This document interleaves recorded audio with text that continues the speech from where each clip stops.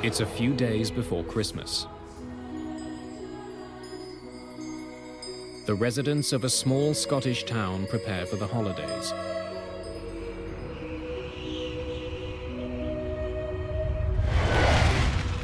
Danger is fast approaching.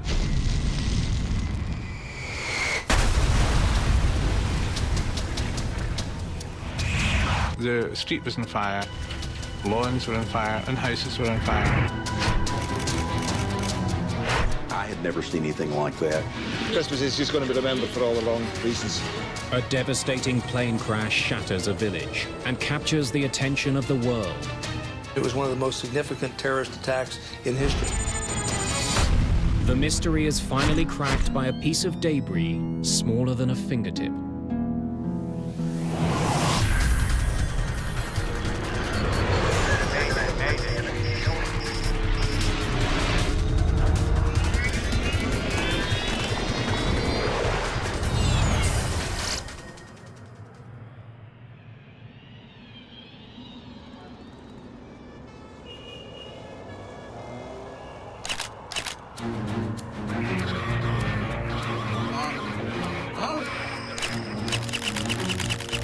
October the 26th, 1988, near Düsseldorf.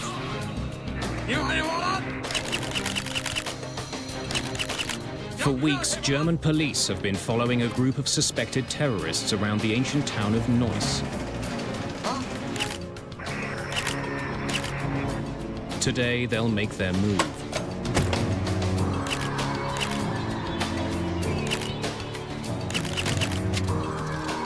Jetzt! BK! BK!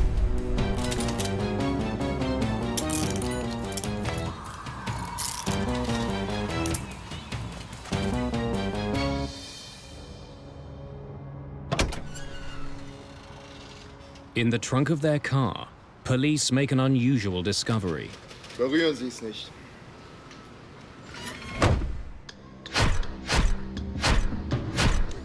Police raid apartments used by the two men. They find a number of blank passports and a small arsenal of weapons. When police closely examine the radio recovered from their car, they find it's wired with explosives. Those devices used a combination of an improvised barometric device and a timer, a short delay timer. All these devices were, in fact, supposed to go onto an aircraft. A barometric timer is set off by changes in altitude. It's triggered when it reaches a certain height. Since that guarantees a plane will be in the air when the bomb goes off, it's a favorite device for those targeting passenger jets. The two men arrested in Germany work for a well-known terrorist organization, the Popular Front for the Liberation of Palestine. Leader of the PFLP-GC, Ahmed Jibril, made a speech in Libya in 1986, and one of the things he said was that until there's peace in the Middle East, there would be no safety for anyone traveling on an American or an Israeli airliner. Hafez Dalkamouni is shipping weapons to Syria and Lebanon. Marwan Krishat is a notorious bomb maker, responsible for bringing down at least one passenger jet. It's just a couple of months until the busy Christmas travel season. With the two men under arrest, German police have made commercial aviation a little safer.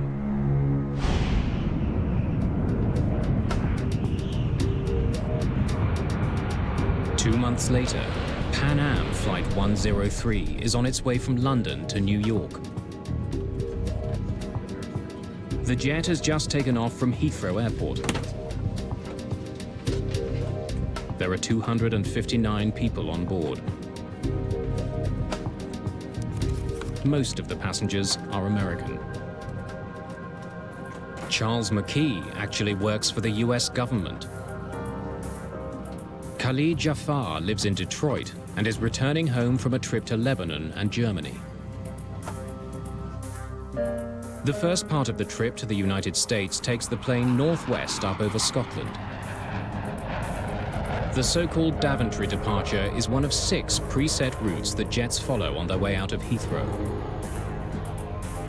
Lockerbie is one of several small towns the plane will pass over. Tucked away in the Scottish lowlands, residents are barely aware that they live below a busy aerial highway.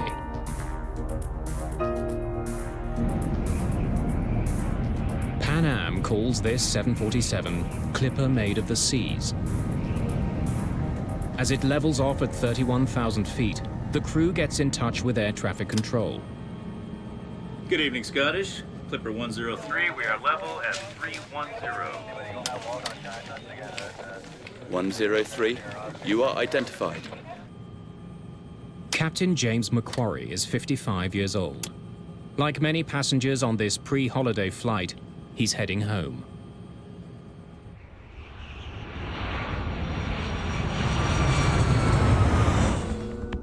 Five miles below, the people of Lockerbie prepare for Christmas. Michael Gordon is chatting with a friend when a strange rumbling noise fills his house. Hang on, there's something odd outside here. The weather that night was a bit wild. There was a fairly strong westerly wind, and I could hear it hitting the window in front of me. From my window I can see Lockerbie because my house sits up in the hill. And I heard this noise which was above the noise of the wind, and the noise sounded like thunder. And the noise got louder and louder. And I could hear the noise then got to the stage of being similar to a jet fighter. And at that time, we had a lot of military aircraft passing through the area. However, I saw dark objects, dark things falling from the sky. Against the lights of Lockerbie, I could see these black objects coming down. And then, from my right, quite high on my right, I could see a long, thin, black object which had a fire on the upper surface coming in. And it was making its way towards Lockerbie.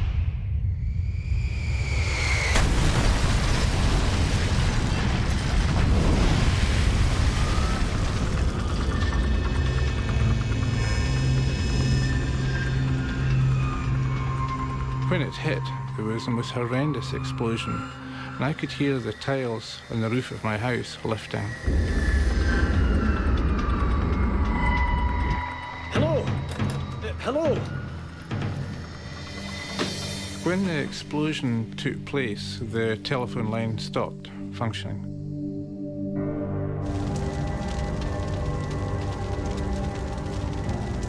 Lockerbie is burning. Enormous flames reach into the night sky. Michael Gordon races to the neighborhood that is hardest hit. The street was on fire, the lawns were on fire, and houses were on fire. And it was difficult to go without finding my trousers burning and my shoes burning. You had to jump about quite a bit because everything was on fire. But I remember at that point finding an airline ticket, and it was perfectly intact. There's no damage by fire or fuel or contamination of any sort. And the airline ticket said London Heathrow to JFK. Somehow, PanAm Flight 103 has fallen from the sky and smashed into Lockerbie, Scotland.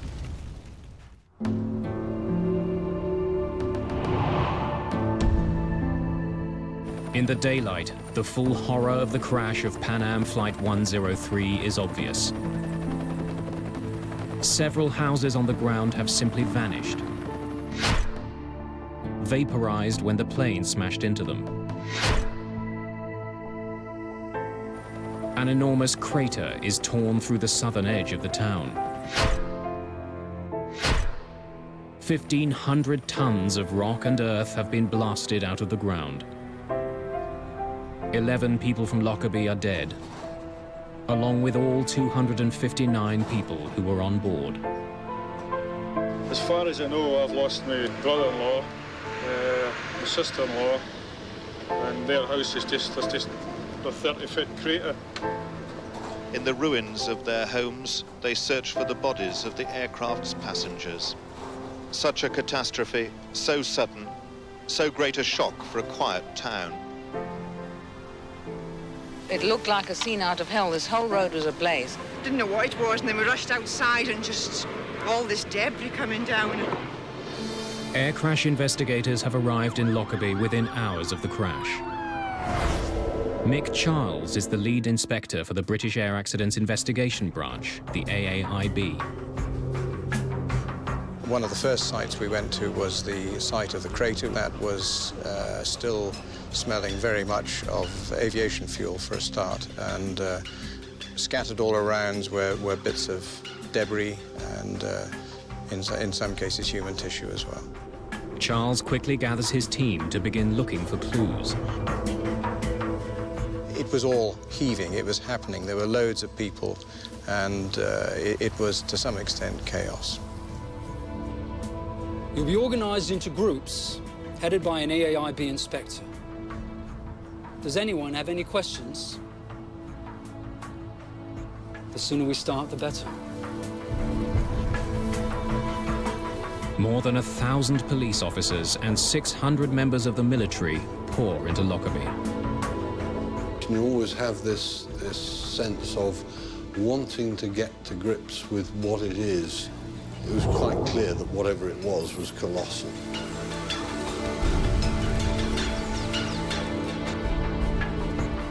Any debris that's found is put into clear plastic bags and left to be collected later. Dark bags are used to store human remains.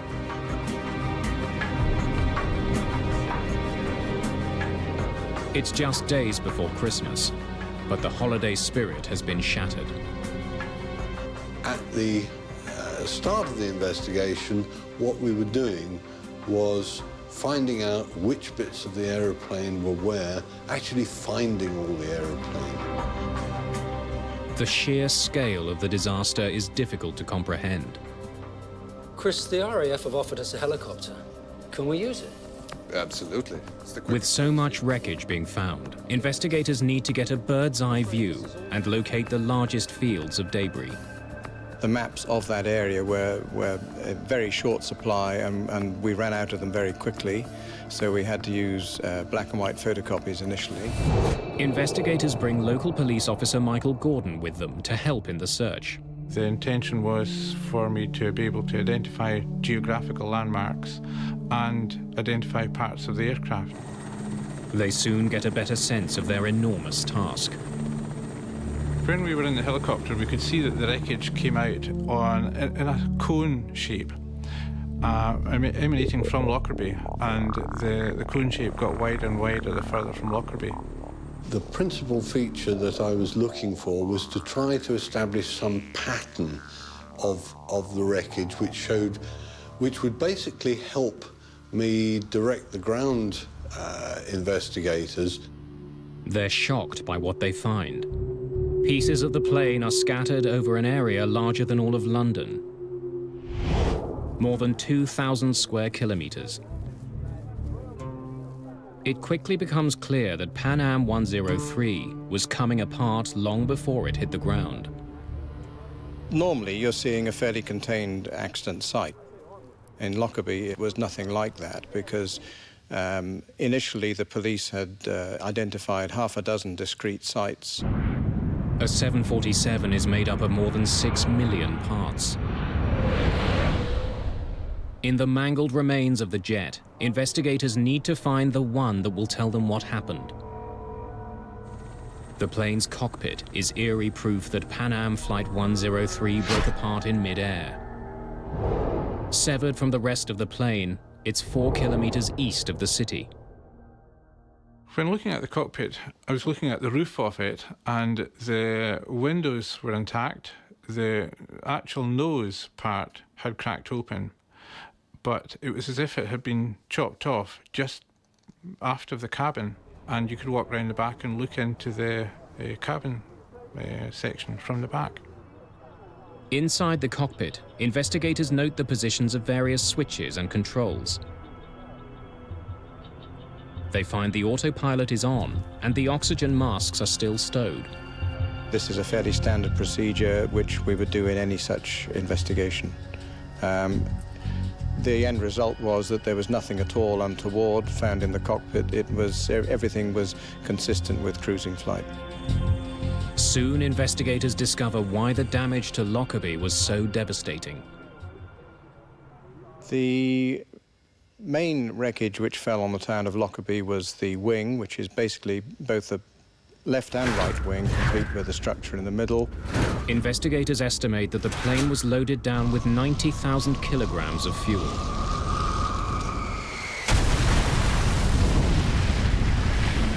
$150 tons, descending essentially vertically at up to about 500 knots speed, and there's an awful lot of energy in that. And that's what created the crater. To find the cause of the crash, however, investigators will have to look elsewhere. They need to examine wreckage found south of Lockerbie. These pieces would have come off at the beginning of the disaster. While the painstaking work of collecting evidence continues, investigators comb through maintenance records. Those records raise concerns with the plane's age. Clipper Made of the Seas was the 15th 747 ever built by Boeing. This was one of the older Boeing 747s. It was built in 1970, so it was 18 years old and had got something like 75,000 flying hours. Perhaps some critical part of the plane had given way as it flew over Lockerbie. The two obvious possibilities were that it was a straightforward structural failure, or it was possibly the result of sabotage. McCharles, Tom Thurman, FBI. Good to meet you, Tom. I was expecting you. While the investigators are searching for possible answers in the history of the plane, the second possibility, sabotage, is also being pursued. We were there to provide technical expertise to the Scottish investigators into explosives and explosive damage, and that the telltale sign that it could be a bomb.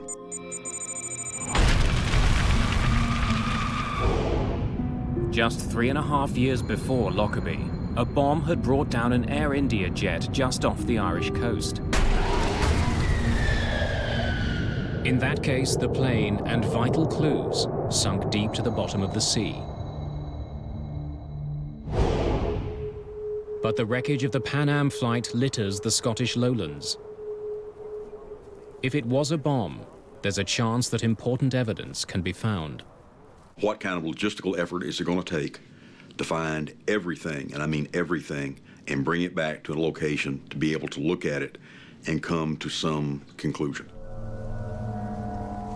With the fragments that we found on the ground, we were picking those up. We were looking for blast damage on these pieces of metal. But until we found something that said it was a bomb, physical evidence, it was an accident. We were very mindful of the fact that there was plenty of reports in the media about it being a terrorist act. It's a question of what evidence you find and which direction to take the investigation.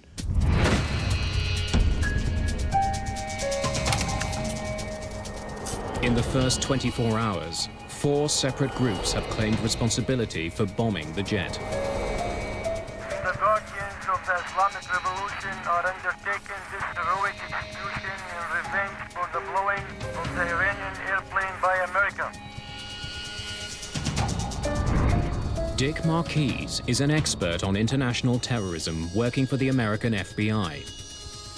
A number of organizations either claim credit for or were given credit, including groups from Iran and Palestinian groups, and one Irish group also claimed responsibility for it. 6 months earlier, the US Navy shot down an Iranian passenger jet. 290 people were killed. The American government claims it was an accident, but Iran has vowed revenge.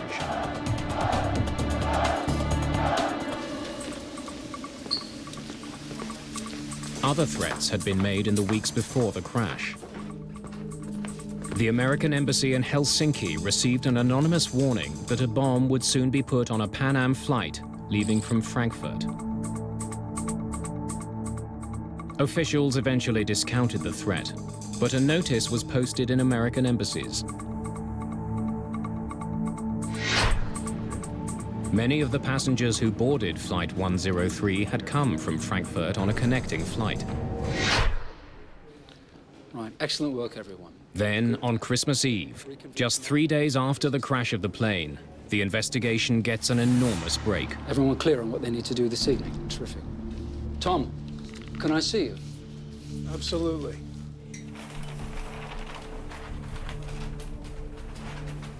Yeah. You'd like to put your gloves on, I think, for this. Mick Charles had a bag and had a piece of metal in the bag. What is it? We think it's a piece of luggage rail. It helps guide the cargo containers into place. Inspectors in the field discovered items which they recognized as being not part of a normal failure sequence that you would expect if it had been a structural failure. Nick, this has been very near an explosion. That's what we thought as well. Small marks have been made on the metal. Craters that are the telltale signs of a bomb. The hot gases of the combustion process of the explosion hits a piece of particularly metal, and it puts pits in it like you would take a blowtorch. Take a blowtorch and you have a piece of metal and you just barely touch the piece of metal, it'll make a little hole down into the metal. It's the first piece of wreckage from outside the town of Lockerbie to show any signs of being damaged by fire. Where did you find it? I'll take you out in the morning. The Scottish countryside is about to become the largest crime scene in the world.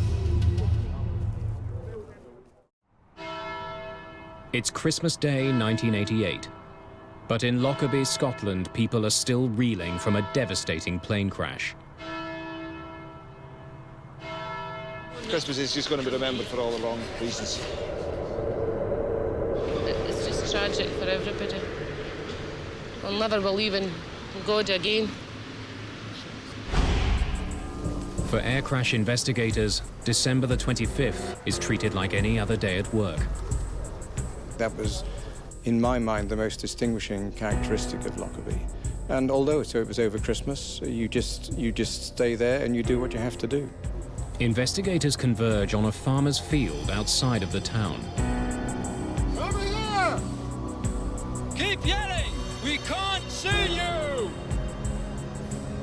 Over here! The weather had turned horrible. Foggy, kind of misting rain. You couldn't see 10 feet in front of you. And there was debris literally all over the place. Another piece of the baggage compartment rail has been found.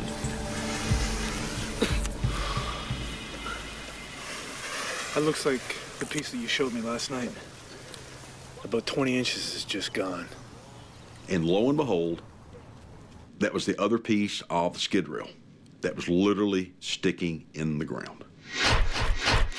We made some photographs. You know, it was a Christmas present that we could go out there to this farm and find the other piece of metal that had been blown off. No, we were not fascinated. We were pumped. This piece also has pits and craters in it, indications that it was close to an explosion.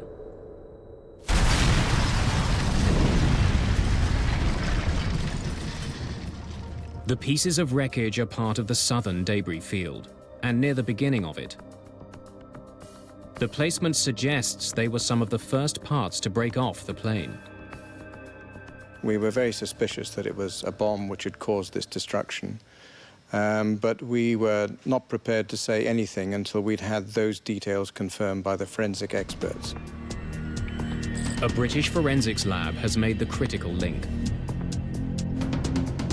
Traces of 2 chemicals used to make plastic explosive are found on the debris recovered near Lockerbie. On December the 28th, just 7 days after the crash, investigators have their proof and announce it to the world. It has been established that 2 parts of the metal luggage pallet's framework show conclusive evidence of a detonating high explosive. The crash of PanAm Flight 103 is now officially a crime. Our mandate with regard to Lockerbie was find out who did it and prove it. Because what we wanted to do is bring someone to justice and make them answer for killing 270 people. With terrorism now the official cause, rumors start to fly. Speculation eventually focuses on two passengers. Charles McKee works for the US Department of Defense. Charles McGee was returning from the Middle East, where he was working trying to free hostages that had been taken in the Middle East during the mid-1980s. The hostages McKee was trying to release were being held in Lebanon. In 1988, a civil war was tearing that country apart. Americans were seen as useful bargaining chips. There was speculation in the media that Charles McKee may have been targeted by terrorists because of the work he was doing. McKee isn't the only passenger who captures the attention of the media. Khalid Jafar was 20 years old and was returning home to the US after a trip to Lebanon and Germany. Perhaps a bomb was carried on board an aircraft by someone who may have had a Middle Eastern-sounding name. Jafar was examined as a potential suspect. The story makes it as far as the US Congress, but no proof can be found that Jafar was involved or that McKee was the intended target. We looked at every single passenger on the plane to see if, in fact, someone could have given them a bomb. The evidence proved that not to be the case. In Lockerbie, investigators from the AAIB continue to sort through the tons of tangled metal. We could, I suppose in theory, have just stopped, but we thought, we know it's a bomb, we have all of the wreckage over land, it's an ideal opportunity to recover it all and to understand it properly. We knew it was a small bomb, but we didn't understand the explosive processes. Investigators are particularly interested in the hull of the aircraft. They move pieces of it to a military hangar just outside of town.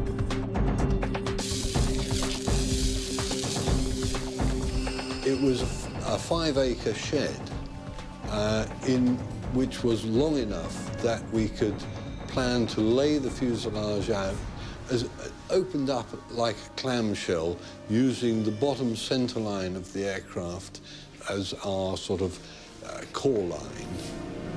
The fuselage of an airplane is bolted to a series of frames, and each frame is numbered based on how far it is from the front of the aircraft.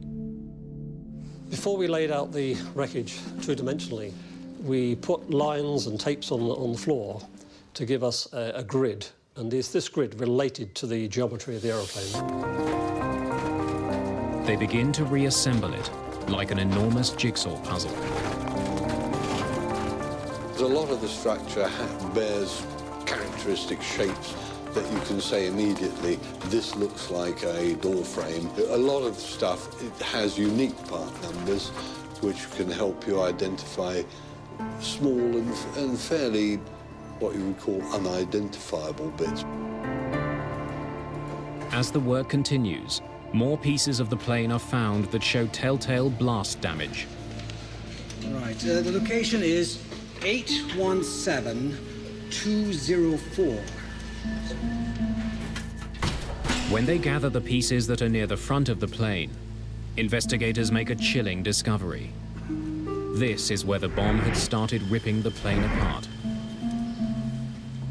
It became apparent that there was an area of the aircraft in which the damage was really quite different from the rest. The fuselage in this section isn't torn, but blasted to pieces. The fuselage structure in the area of the explosion was blackened and sooted.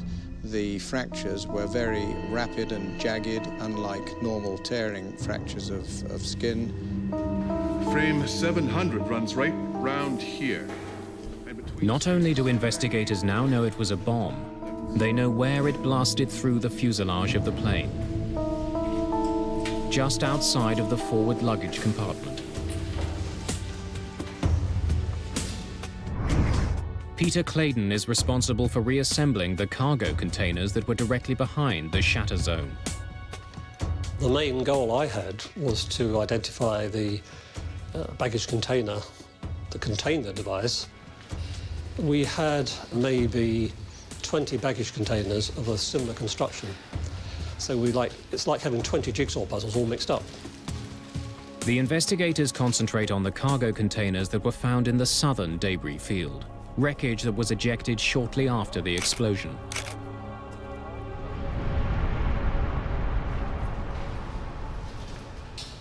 We concluded that there were only two on the aircraft, one made of aluminium, one made of fiberglass, and they had been adjacent to each other on the aircraft, and they were the only two that exhibited evidence of an improvised explosive device having detonated. The metal container, AVE 4041, is of particular interest. It was resting directly behind frame 700, where the blast damage is the worst. The damage caused to the metal container was quite severe. The damage to the adjacent fiberglass container, I think you might call it collateral damage. Investigators create a simple framework and attach the pieces of the real cargo container to it. As they do, it becomes clear. AVE 4041 carried the bomb that brought the plane down. Closely examining damage to the floor and the side of the container, investigators are also able to pinpoint the height of the bomb, where it was in the container when it exploded. What that said to me was that the device was probably in a suitcase, and that suitcase was probably not on the floor of the container. It looked like it was one level up. According to luggage records, it means that the bag containing the bomb had come from a connecting flight. While investigators are assembling a piece of the metal container, they discover a fragment of wreckage that doesn't belong. When I was looking at it, I saw a little piece of debris trapped in one of the folds. So gently flexing this apart, it fell out. When I looked at it, I could see it was a fragment of a printed circuit board, an electronic circuit board. Can you bring me a camera and an evidence bag, please?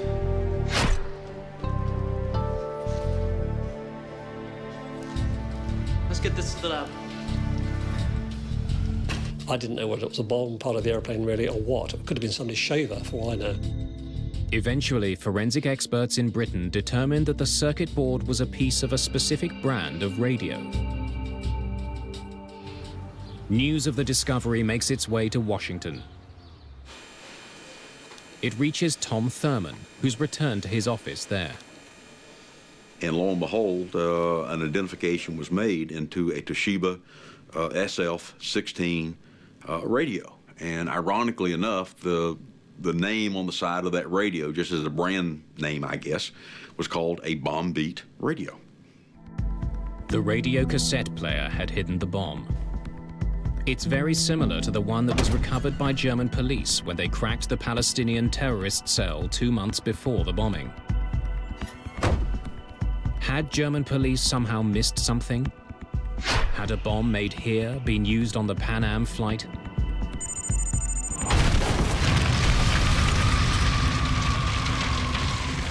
When the bombing happened, one of the initial suspects certainly was the PFL-PGC cell in Germany.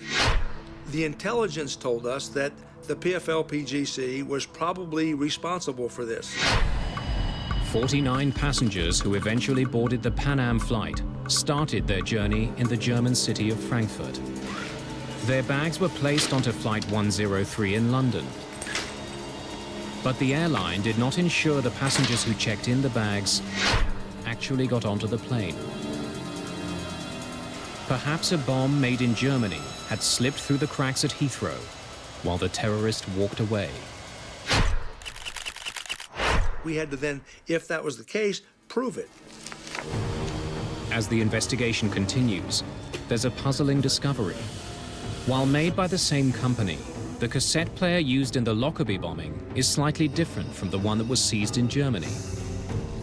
Both were contained into Sheba radios, but one was a one-speaker model, and the one that blew up the Lockerbie plane was a two-speaker, more updated model radio. The difference in the model of radio being used raises doubts. Perhaps the terrorists in Germany are not responsible. You can look at the way that a device is put together and say, hey, I know who put this together because I've seen this before, and this is the way that this bomb builder puts a bomb together. To call it a bomber's signature. Law enforcement officials need more clues to figure out who had built the bomb.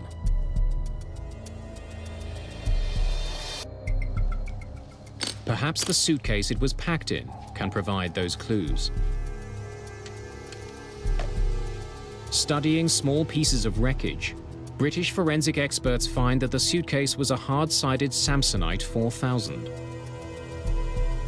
Samsonite made only a few thousand of these suitcases and sold all of them in the Middle East. Several pieces of clothing have also been identified that were very close to the explosion, likely in the suitcase that concealed the bomb. Most of these clothes were made by a single manufacturer and were only sold on the tiny island of Malta. So Malta became the focus of the investigation because of the manufacture and eventually distribution of some of the clothing that was found at Lockerbie. Investigators find the shop in Malta where the clothes were sold. The owner gives them another clue. The key thing that he told us was the person had a Libyan accent, something we didn't really have evidence yet that tied Libya to the bombing. It was just 2 weeks before the attack on the PanAm flight. In 1988, Libya was reeling from a number of confrontations with the American military. Economic sanctions had been imposed. The country was isolated, and its leader, Muammar Gaddafi, aggressively anti-American. Perhaps the bombing of the PanAm flight was an attack by Libya against the United States. Poring through baggage records for the PanAm flight, police discover one piece of luggage that had been carried from Malta to Frankfurt earlier that day. Bag number B8849 had then been sent through to Britain's Heathrow Airport. Once there, it was placed on the second level of cargo container AVE 4041. It was the Samsonite case investigators now know carried the bomb.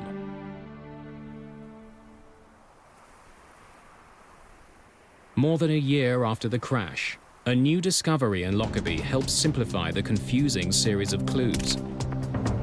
Forensic experts discover another circuit board from among the clothes that came from Malta. It doesn't come from that circuit board that was in the SF-16 radio. And this circuit board is half the size of your thumbnail. A photo of the circuit board is sent to Tom Thurman. He believes it could be a piece of the timer from the bomb.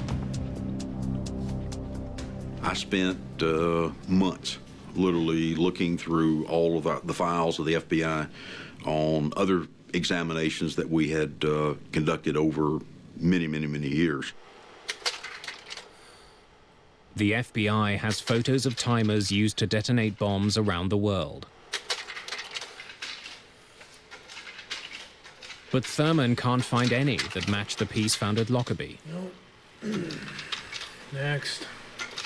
After a period, I ran out of leads. And at that point, said, okay, now we need to go outside the physical FBI laboratory. Thurman eventually takes the photo of the circuit to the Central Intelligence Agency. I called a contact of mine and I said, I need to bring something over for you to look at. Sifting through reports on various bombings, Thurman finds a match. Wait a second. That could be the same. Do you have this timer? When Thurman closely examines the timer captured by the CIA, he's stunned. Within a few minutes, literally, I started getting cold chills. And right now, as I talk about it, cold chills start on me, because I can still see that moment so vividly in my mind that I'm looking at a circuit track that's just like what I'm seeing in the photograph. This is what we're looking for. The timer the CIA has was seized in Africa a few years earlier. 2 Libyan men were trying to get it and several pounds of explosives past airport security. It's identical to the timer used to bring down Flight 103, and wouldn't be set off by changes in pressure like the barometric switch discovered in Germany. This device was set to go off at a certain time, not at a given altitude. This is the timer. This is a long delay timer that brought down that aircraft. But now we want to know, okay, where'd this come from? The Lockerbie bomb used a different timer and a different radio than the bomb found in Germany. Someone else was behind the destruction of the jet. This was not made in somebody's home laboratory.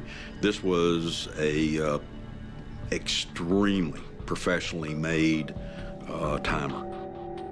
While the criminal investigation becomes murkier, the accident investigation is becoming increasingly clear. The investigation eventually moves from Scotland to Farnborough, England. Well known for its aeronautics industry, the town is home to the AAIB. Several months after the crash of PanAm Flight 103, investigators launch a massive endeavor.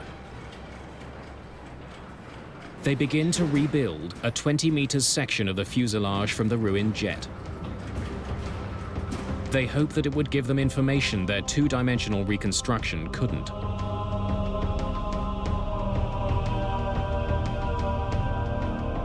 They can see that the explosion tore a 1.5 by 5 meter hole in the side of the plane. Chris Prothero is a senior inspector of air accidents at the AAIB. What was very difficult to understand was the fact that this area of direct damage was effectively a pinprick in relation to the size of the aircraft as a whole, and it was very difficult to understand how this pinprick of damage had resulted in such a comprehensive destruction of the aircraft.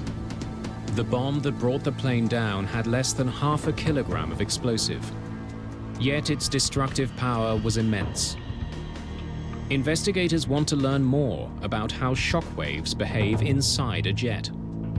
It's rather like a freeze frame on a video footage. If you can capture that point as the thing is coming apart, it tells you a great deal about the way it's coming apart. What they discover is that the initial blast wave wasn't the only one to damage the plane. A large section of the ceiling of the aircraft has been pushed up with so much force that the rivets connecting it to the plane's frame popped. It wasn't torn apart, but blasted by a shockwave. The other features that the 3D reconstruction allowed us to identify were areas of remote pressure damage on the crown skin and other areas where explosive shock had been channeled through the internal spaces in the aircraft. The inside of a jet acts like an echo chamber, bouncing the shockwaves of the bomb around. They gather strength until they encounter a weak spot in the skin. When they do, they blast through. The work in Farnborough is powerful proof of how destructive even a small bomb can be, and how vital it is to track the bombers down. Almost 2 years after the Lockerbie disaster, the criminal trail of evidence brings investigators to Zurich. The timer that detonated the bomb is traced to a Swiss company called Mebo. One of the owners of the company admits to building it. The timer was given to the Libyan government. A total of 20 of them were made, all delivered to Libyan officials. Early in the investigation, focus was directed at the Palestinian terrorist group in Germany.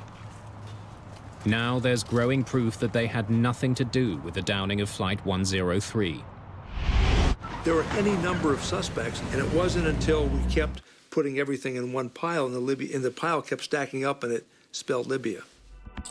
Criminal investigators have linked the timer that detonated the bomb to Libya. They know that a Libyan bought the clothes that were in the suitcase. And they know that Libya has a recent history of military confrontation with America. All they need now is the bomber himself. In 1999, they finally have him. At the time of the disaster, Abdel al-Megrahi was an intelligence officer for the Libyan government. He's arrested and charged. He was a high-ranking Libyan official. He certainly could have access to whatever he wanted. Our investigation determined that Megrahi also had a front company at Mibo. He had been there many times. He certainly knew each other. When you start to see all the connections and these things just start fitting together, it made it easier to accept our evidence. In 2001, Scottish judges sentenced him to life for the murder of 270 people. 2 years later, the government of Libya officially accepts responsibility for the bombing and pays $2.7 billion to the families involved. Anger is also aimed at PanAm for the role it played in the disaster. A Scottish inquiry points a finger at the company. The passenger who checked the bomb onto Flight 103 did not get on board. It's a fact that PanAm could have discovered had it been following proper procedures. One of the things we discovered when we looked into the bombing of PanAm Flight 103 was that there were several bags on that plane that did not correspond to passengers. One of the changes that came about as a result of the Air India bombing was that airlines were forced to make sure no bag was put on a plane without a passenger accompanying it. It's called passenger baggage reconciliation. Without proper notification, PanAm had stopped matching passengers and baggage at Heathrow Airport. So that rule that said that all passengers and luggage have to be matched was not followed. The company was eventually found guilty of willful misconduct.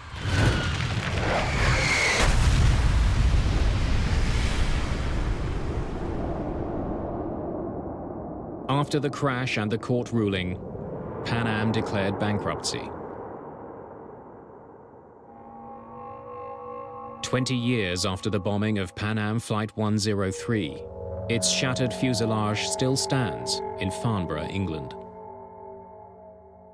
Those pieces may soon be used to train investigators here and around the world.